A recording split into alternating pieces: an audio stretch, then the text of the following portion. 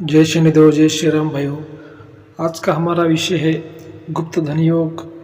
गुप्त धन का मंत्र, गुप्त धन जानने का, पहचानने का, निकलने का, गुप्त धन प्राप्ति का मंत्र उपाय।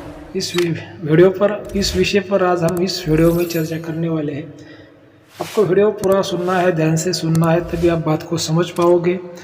और चैनल को फॉलो करना है, सब्सक्राइब करना है, लाइक करना है, शेयर करना है। और जो अपने चैनल का जो मकसद है भाइयों, जो समाज में अंधश्रद्धा, जो अफवाह है उसको कम करना, जो सत्य बात है उस पर विश्लेषण करना, आपके सामने रखना और आपको सही जानकारी देने की कोशिश करना। तो देखिए भाइयों, बात ऐसी है कि बहुत से हमारे शिष्य लोग हो, सब्सक्राइबर हो, बहुत से ऐसे कुछ जानने वाले, चाहने वाले जो लोग होते हैं, तो मुझे पूछते हैं कि गुरुजी गुप्त धन का कोई मंत्र है क्या, गुप्त धन देखने का, उसको निकालने का, गुप्त धन को प्राप्ति करने का कुछ उपाय है क्या, कुछ मंत्र है क्या। ऐसे बहुत से लोग मुझे पूछते हैं। अभी देखिए, दुनिया में कम से कम 99% जो लोग होते हैं वो आम होते हैं। आम लोग मतलब अपना बीवी बच्चे वाले जो लोग होते हैं, जो परिवार में रहने वाले लोग होते हैं, उसको आम लोग बोलते हैं। और जो सन्यासी होते हैं, अघोरी होते हैं, ऐसे खाली दुनिया में मेरे हिसाब से 1% होंगे। ठीक है।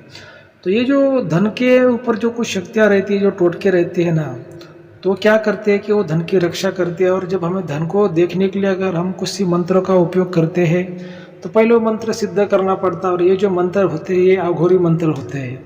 इंद्रजार विद्या के, अघोरी विद्या के, जो तमोगुणी विद्या है उसमें से मंत्र आते हैं। सात्विक विद्या में, ब्राह्मण विद्या में, नारायणी विद्या में धन को देखने के मंत्र नहीं होते।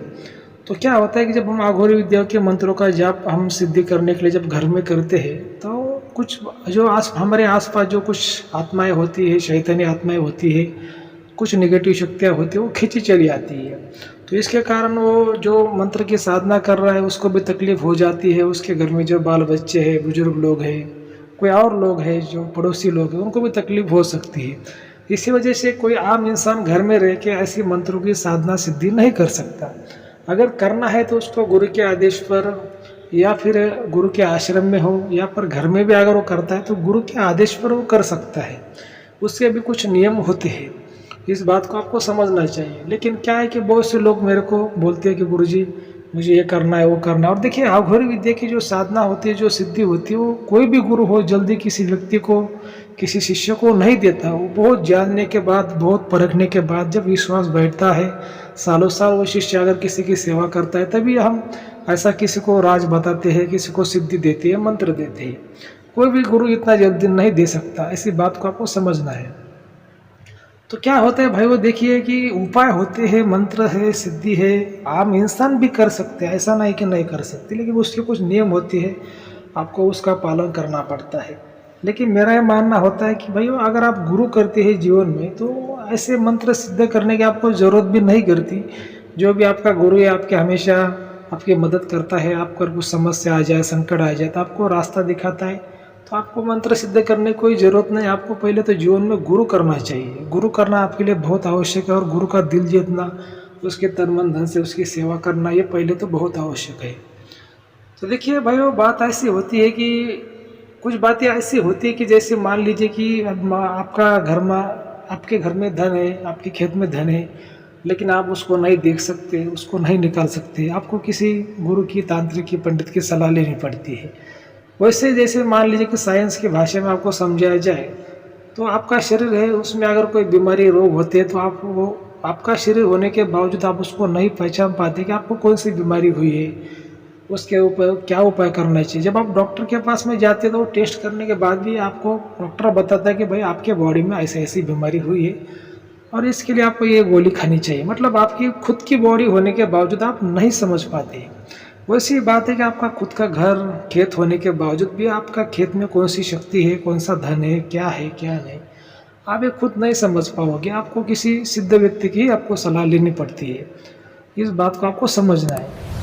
तो देखिए क्या होता है कि ये जो धन के मामले होते हैं इतने तो आसान नहीं होते। उस पर जो शक्तियाँ रहती है, उनकी कोई इच्छा रहती है, उनकी इच्छा पूरी करनी पड़ती है। उसके बाद में जो अगर किसी को धन मिलता है तो दान धर्म में खर्च करना पड़ता है, फिर वो बाल बच्चों में खा सकता है। लेकिन मेरे हिसाब से कलयुग में इतना तो कोई ईमानदार नहीं है भाइयों को। अगर किसी को जैसे मान लो कि भाई 50 लाख का धन मिल गया और वो 25 लाख दान धर्म में खर्च कर दे, पहले तो वो बोलेगा कि भाई गुरु जी हम खर्च करेंगे, हम दान धर्म करेंगे, लेकिन जब पैसा हाथ में आता है ना भाई, तो वो सोचेगा भाई 50 लाख में से 25 लाख रुपए क्यों खर्चा करना, 5 ही लाख खर्चा कर देते हैं, 20 लाख तो बच जाएंगे, ऐसा सोचेगा।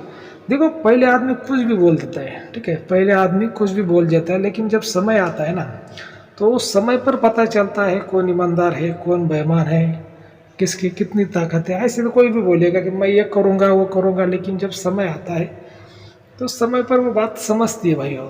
और देखिए, और भी मैं आपको एक साधारण भाषा में उदाहरण समझाता हूँ। जैसे मान लो कि गांव में कोई झगड़े लगते हैं ना, तो जो गांव के लोग एक दूसरे को बोलते हैं मैं तेरे को तो फाड़ दूंगा, चिर दूंगा, मार डालूंगा, लेकिन जब वो वही लोग जब पॉलिटिशियन में आते हैं, तो जो अधिकारी रहता है जो पॉलिटिशियन में, तो उसके सामने बोलते हैं कि नहीं नहीं साहब हमने तो कुछ बोला ही नहीं, हमने तो कुछ बोला ही नहीं, मतलब उनकी पावर चली जाती है।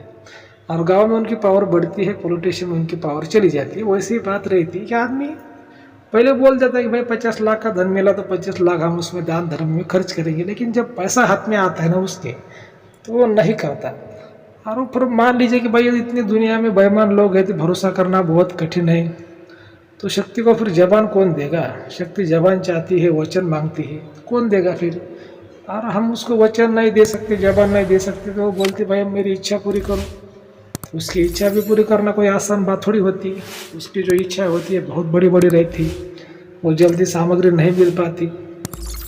तंत्र शास्त्र में, इंद्रजाल विद्या में, आघुर विद्या में धन की बातें आती है, क्योंकि पहले ज़माने में जो धन रखा हुआ करते थे जो लोग ज़मीन के अंदर, उसके ऊपर तंत्र मंत्र करते थे।